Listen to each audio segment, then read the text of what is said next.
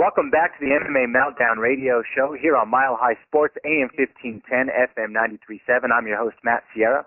You can catch our next guest in the main event on January 28th on UFC on Fox 2, Mr. Phil Davis. How's it going, Phil? Going well, man. How are you? Oh, I'm doing great.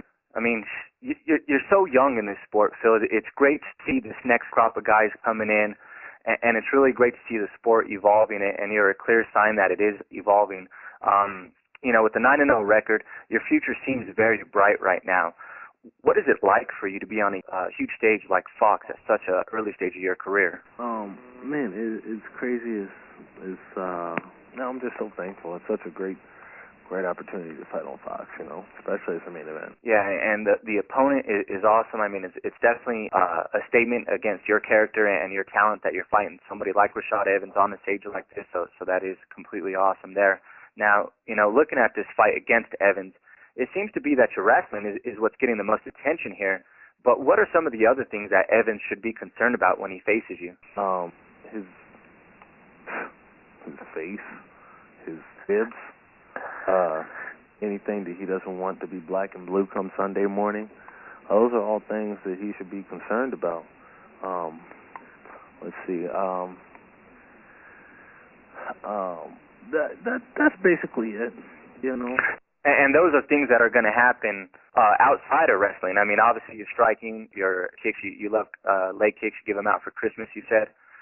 So it's something that he's going to have to be looking forward to in terms of more than just a wrestling match between the two of you. Absolutely. Nice. Now, I was just going to say, you've shown you can adapt to an opponent in the middle of a fight. Your fight against Antonio Nogueira was a clear example of that. If Rashad is able to stifle you, if he's able to stifle your initial game plan, if you have a game plan, do you feel that you can make the changes in the middle of the fight if the fight's going at a very high pace? If the fight's going at a very high pace, that means Rashad Evans is almost done. So yeah, I think I can handle that. And you think that your cardio is going to be able to outlast Rashad? I think so. Nice. So you definitely have the edge there. Now, in your opinion, I mean, just to start the fight off, it's very important to start off hot. How important is it to you to win this first round of this fight? You know, it's a big deal. It's great to set the tone, but it's not everything. You know, it's a 5-round fight, and I'm in it to win it. You know, and he will fade in this fight.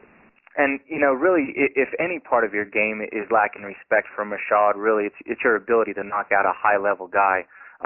Is this something you feel that you've improved on leading up to this fight? That remains to be seen. I mean, it all depends on, Rashad Evans, you know. If his hands are down, then I've improved because I will knock him out. So you're saying the power's there, you just haven't had the opportunity? Yeah. I mean, I really haven't had the opportunity. It's kind of one of those things, you know. But I've been out for a long time, and Rashad Evans does not know it takes that. So bless his heart. And a 9-0 start, I mean, for you not to have that opportunity, I mean, that's really a testament to what your skill set is like in this here. Now, technique is an important part of any sport. I think we could both agree to that point. You have a way of improvising in certain moves on the ground. The Americana is a great example of what you've done in the past. Is this something you plan on doing in terms of improvising your moves throughout your career? Because, I mean, at times against the wrong person, it could be pretty dangerous. I live on the edge, okay? I made a house on the edge. I got I got a summer condo on the edge. Okay, the danger is nothing to me. Okay, I play Russian Roulette just to drink my coffee. Okay, you understand that? It is a dangerous sport. Now, I know you're not looking past Evans, and have you had any chance to really sit back and think about how you would match up against John Jones? I really haven't. I don't really think about who I match up against until we matched up. But, yeah, that's pretty much how I go about things. Do you think you'll have an opportunity to face Jones if you beat Rashad? Do I have an opportunity to face Jones after I beat Rashad? I really don't know. You know, that's really up to the powers that be. I'm just a man with a job. I fight people. They pay me money. They write down a name. I find that person. I fight them. That's how it goes. It's really quite playground, quite elementary. You write down a name, you give me a picture, I go fight that person. That's how it works.